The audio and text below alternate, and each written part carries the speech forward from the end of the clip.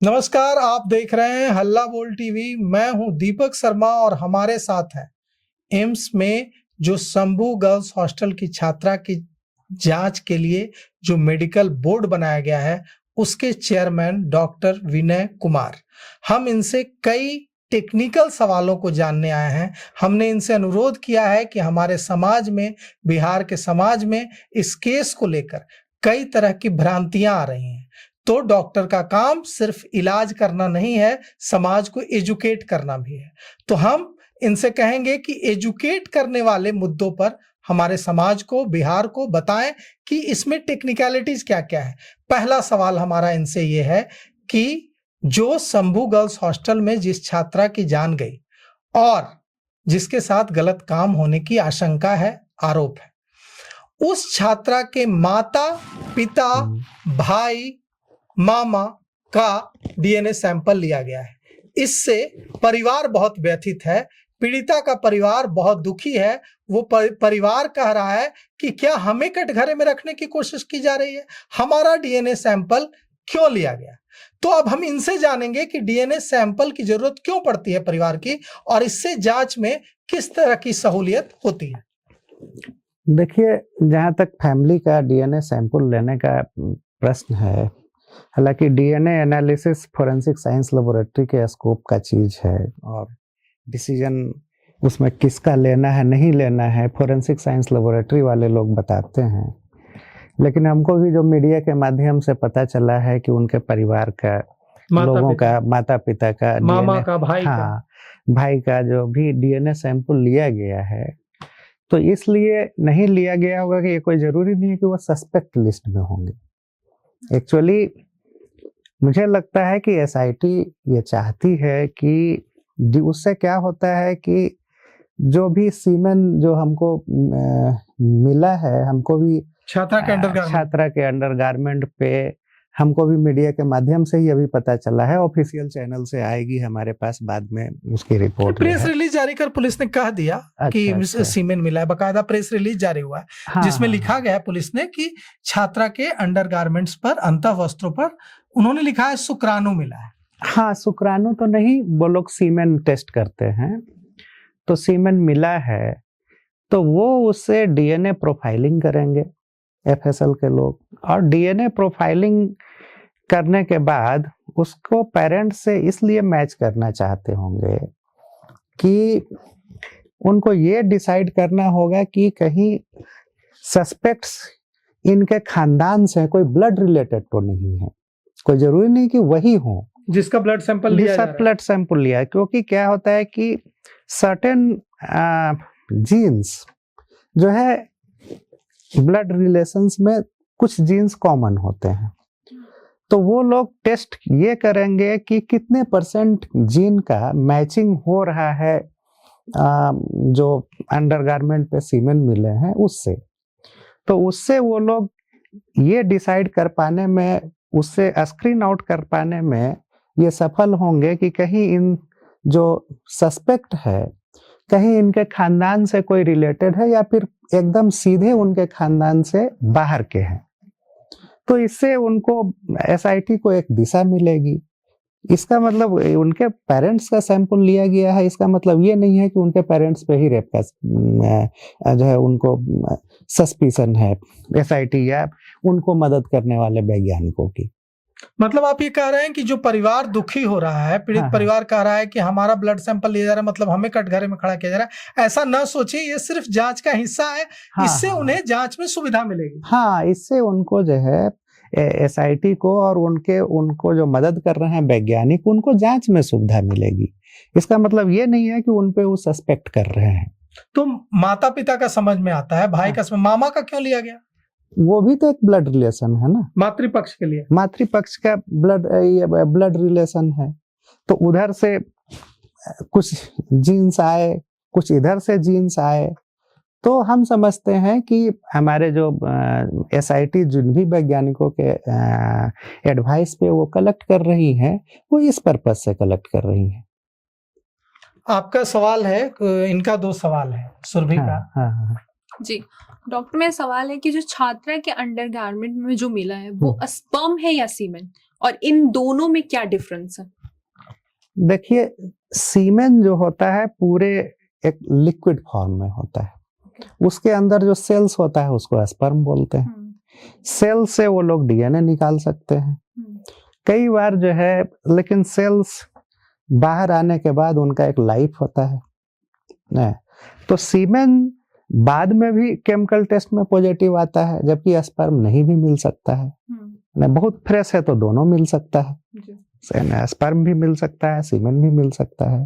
तो जनरली जो है जो केमिकल टेस्ट के द्वारा जो जांच किया जाता है वो सीमेन का किया जाता है।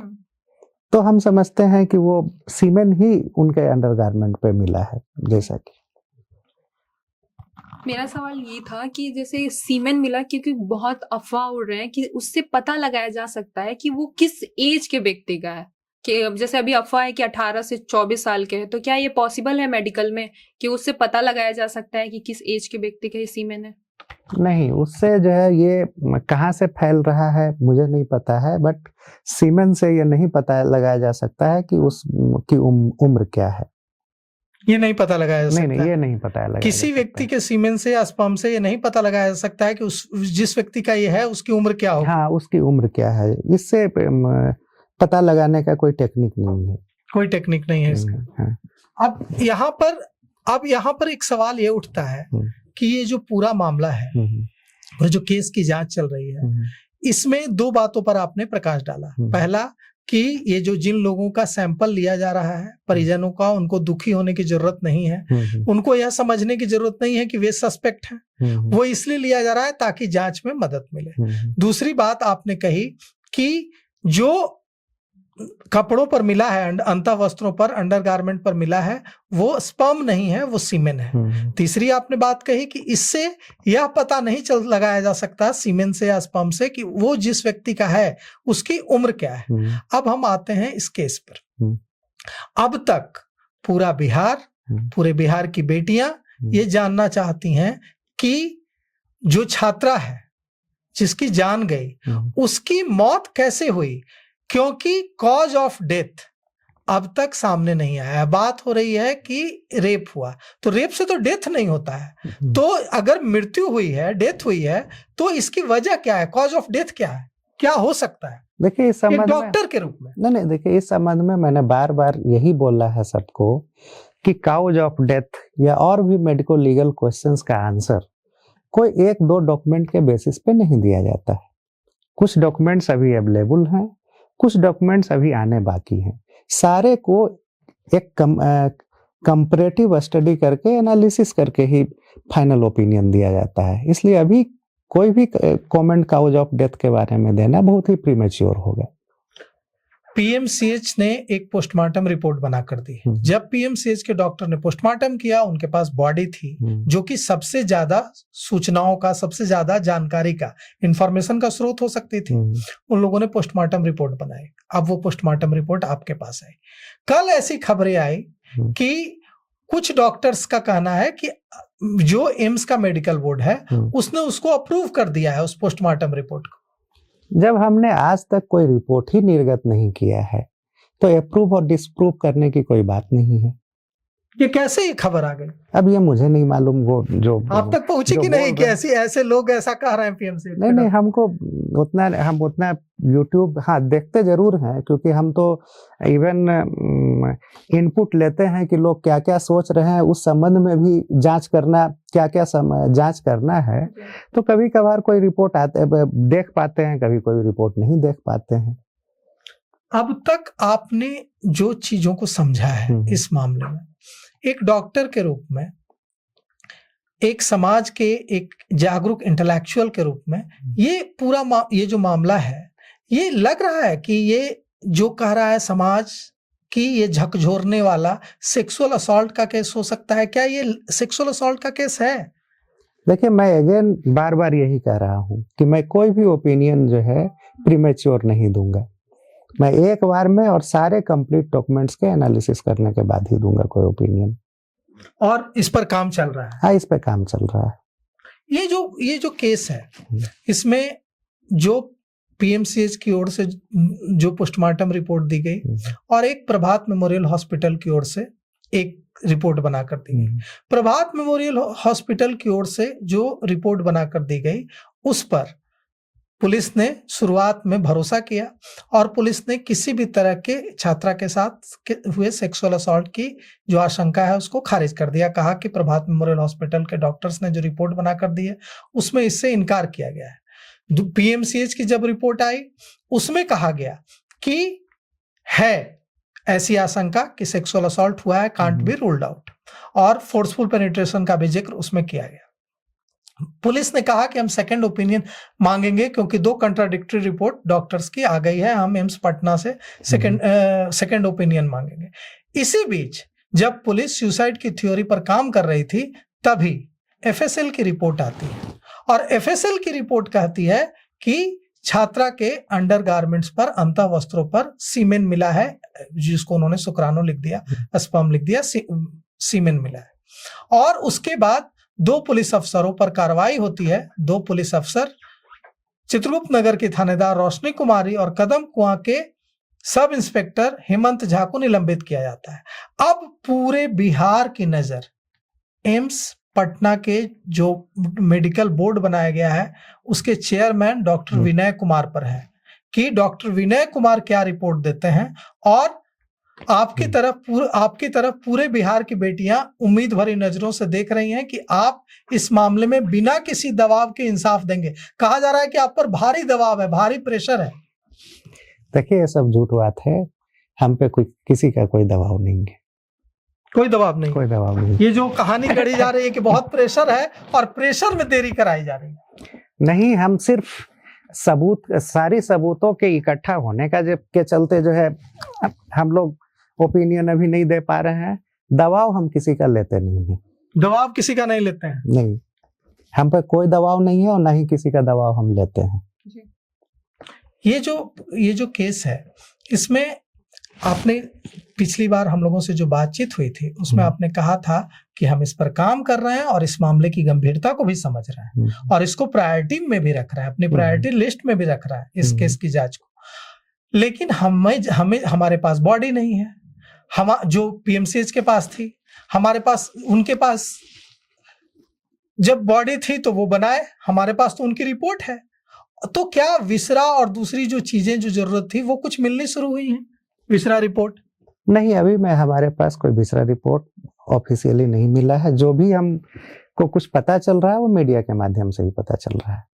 विसरा रिपोर्ट भी नहीं मिला है? नहीं, विसरा रिपोर्ट मुझे लगता है कि जब से सीमेन पॉजिटिव रिपोर्ट आई है एफएसएल से, उसके बाद पूरी एसआईटी व्यस्त हो गई है संदिग्धों को खोजने में।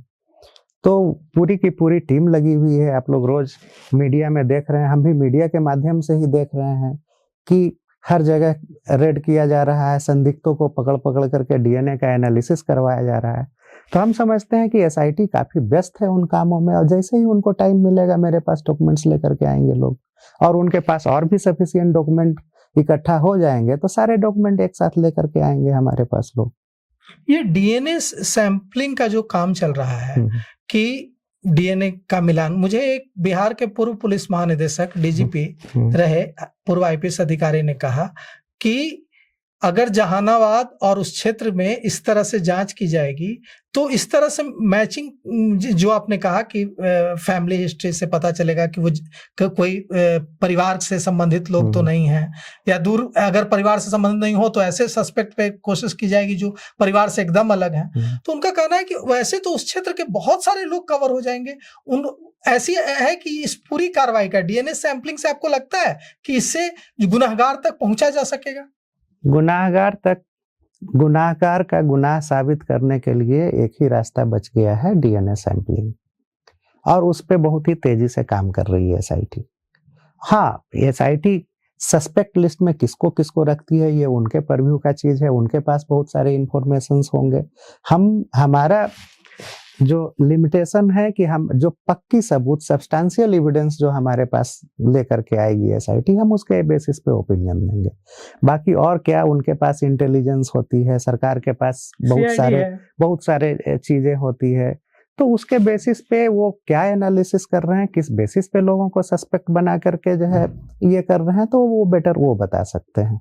ये जो केस है ये सबसे बड़ी बात है इस केस में कि मेडिकल से जुड़ा जितनी टेक्निकलिटीज है इसमें, उसमें एक डॉक्टर, एक सब इंस्पेक्टर और एक इंस्पेक्टर और एक डीएसपी एसपी से ज्यादा कारगर उसकी सोच हो सकती है।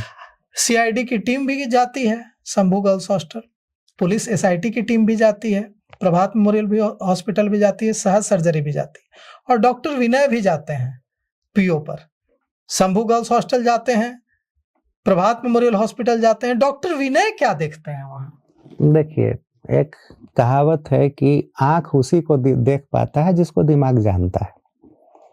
तो हर क्षेत्र के एक्सपर्टाइज लोग जाते हैं वहाँ, अपने अपने एक्सपर्टाइज के अनुसार चीजों को वहाँ देखते हैं। तो उस पर्पस से सारे फील्ड के सरकार जो है सारे फील्ड के एक्सपर्ट्स को लगा रही है वहाँ काम में, और सब लोग अपने सिचुएशन को अपने अपने एक्सपर्टाइज के अनुसार एनालिसिस कर रहे हैं। आप वहां गए तो आप, मुझे जो पता है वहां के बारे में, जो हमारे संवाददाता ने हमें रिपोर्ट दिया, हमारे रिपोर्टर्स जब विजिट किए वहां, कि वो जो हॉस्टल्स है, जो हॉस्टल्स के रूम्स हैं, वो इतने छोटे छोटे बने हुए हैं कि वहां इस तरह की घटना को अंजाम देना थोड़ा मुश्किल दिखता है, क्योंकि आसपास जो है और भी लड़कियां हैं। तो क्या आपको भी ये दिखा?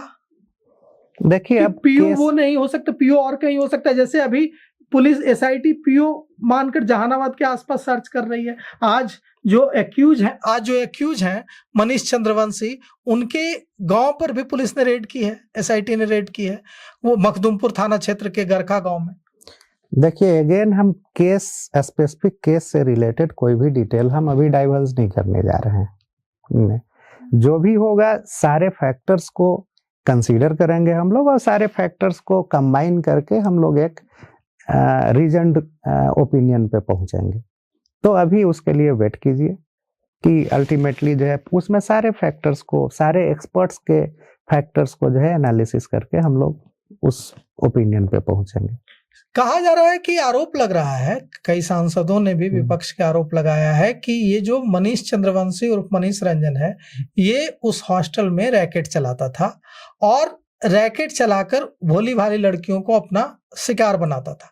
आपने विजिट किया, क्या वहां इस तरह की स्थिति कुछ दिख रही है? देखिए, ये सब चीज मेरे परव्यू के बाहर की चीज है। आपके परव्यू के बाहर की? ये पुलिस, हाँ, ये मेडिकल, ये हमारे में नहीं है। हम जो है जो मेडिको लीगल एविडेंसेस आएंगे उसका एनालिसिस करके इस संबंध में हमारा जो इनपुट होगा वो दे पाएंगे। जो अगर हम मेडिकल एविडेंस की बात करें तो किस ओर जा रहा है ये मामला? क्या दिख रहा है कि एक डीएनए सैंपलिंग एक ही सहारा है या और कोई तरीका इसके साथ साथ हो सकता है?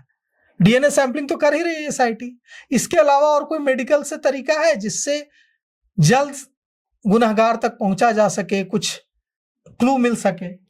नहीं, वो तो जब किस तरह के सबूत आते हैं उसके बेसिस पे लोग जो है टेक्निक्स लगाते हैं उसमें। इसलिए अभी तक जो एसआईटी के सामने बात आई है उसमें एसआईटी राइट डायरेक्शन में बढ़ रही है। एसआईटी राइट डायरेक्शन में बढ़ रही है, लेकिन प्रभात मेमोरियल हॉस्पिटल ने जो इलाज किया उस पर आरोप लग रहा है कि वो तो आपके प्रीव्यू में आता है, आरोप लग रहा है कि प्रभात मेमोरियल हॉस्पिटल में उस छात्रा का सही तरीके से इलाज नहीं हुआ और इस वजह से उसकी जान चली गई। आप प्रभात मेमोरियल हॉस्पिटल भी गए, आपने वहां आपने इलाज का पूरा ये भी देखा, क्या आपको भी ऐसा लगता है? देखिए, अभी फिर जो है आप केस के इंट्रिकेसी के बारे में पूछ रहे हैं, डिटेल के बारे में पूछ रहे हैं। वो हमारे एक्सपर्ट्स देख रहे हैं। हम अकेले नहीं है, बोर्ड में डिफरेंट फील्ड के एक्सपर्ट बैठे हुए हैं। कितने डॉक्टर्स हैं?